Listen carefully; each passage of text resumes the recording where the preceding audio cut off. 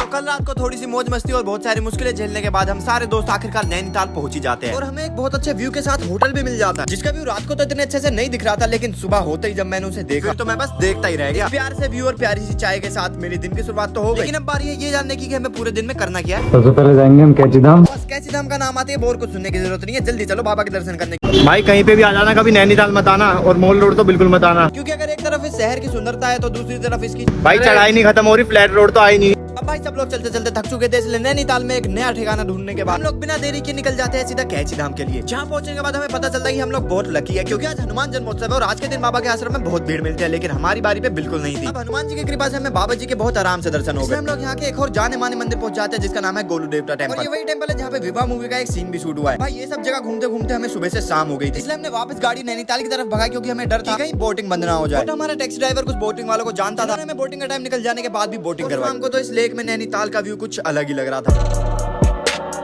अब अगर तुम्हें मेरे साथ नैनीताल घूमने में मजा आया तो सब्सक्राइब कर लो, क्योंकि कल हम ऋषिकेश घूमने वाले